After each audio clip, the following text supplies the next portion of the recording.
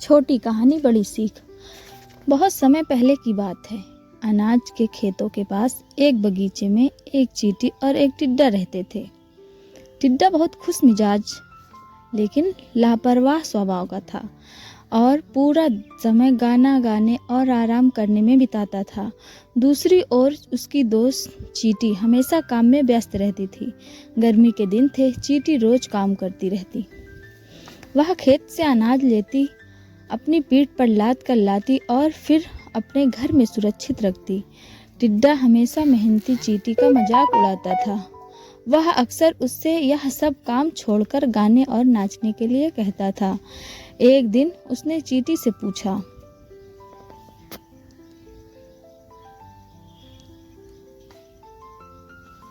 चलिए देखते हैं।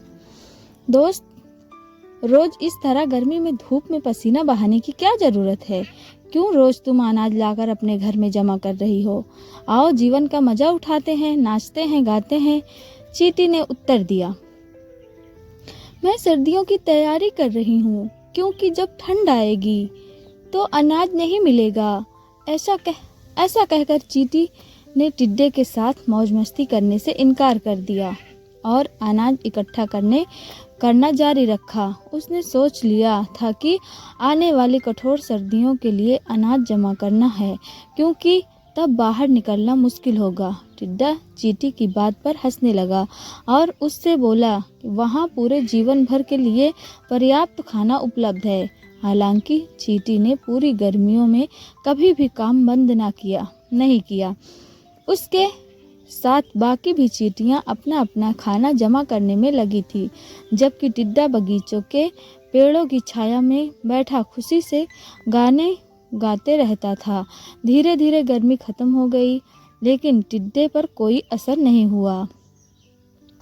एक दिन चींटी से रहा नहीं गया और उसने टिड्डे को सलाह दी कि वह अपने लिए भी सर्दियों के लिए भोजन का भंडारण करना शुरू कर दे। टिड्डा केवल मुस्कुराया और चींटी से बोला, सर्दियां आने में बहुत समय बाकी है। उसकी बात सुनकर चींटी कुछ नहीं कहा और वापस अपने काम में लग गई। जल्द ही ऋतुएं बदल गई। सर्दियां आ गई और कड़ाके की ठंड पड़ने लगी। टिड्डे को एहसास हुआ कि उसके पास ना तो घर है और ना ही खाना। उसने हर तरफ ढूंढा, पर सब कुछ बर्फ से ढका हुआ था। ठंड और भूख के कारण टिड्डा कपकपाने लगा। तभी उसे अपनी अच्छी दोस्त चींटी की याद आई और उसने मन ही मन सोचा वह जरूर उसकी मदद करेगी, क्योंकि उसने काफी खाना जमा किया है। टिड्डा कड़कड़ाती ठंड में अकड़े हुए अपने पैरों को घसीटते हुए चींटी के घर तक गया और उसका दरवाजा खटखटाया। टिड्डे ने चींटी को आवाज दी, दोस्त, मुझे अंदर आने दो, मैं ठंड से कपकपा रहा हूँ और भूखा हूँ। चींटी ने जरा सा दरवाजा खोला। उसने टिड्डे को अंदर आने नहीं दिया। उसने उसे खाना देने से भी इनकार कर दिया। ठंडा और भूखा टिड्डा कमजोर था।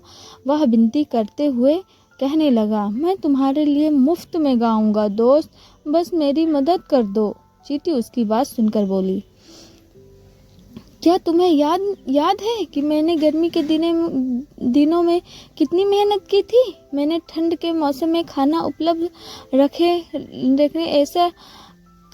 के लिए ऐसा किया। मैंने तुमसे भी ऐसा ही करने को कहा था, पर तुम मेरी बातों को नज़रअंदाज कर दिया और इसके बजाय मुझ पर हंसे। मुझे खेद है, लेकिन मेरे पास केवल अपने लिए ही पर्याप्त अनाज है। चींटी की बात सुनकर टिड्डे को एहसास हुआ कि उससे बहुत बड़ी गलती हो गई।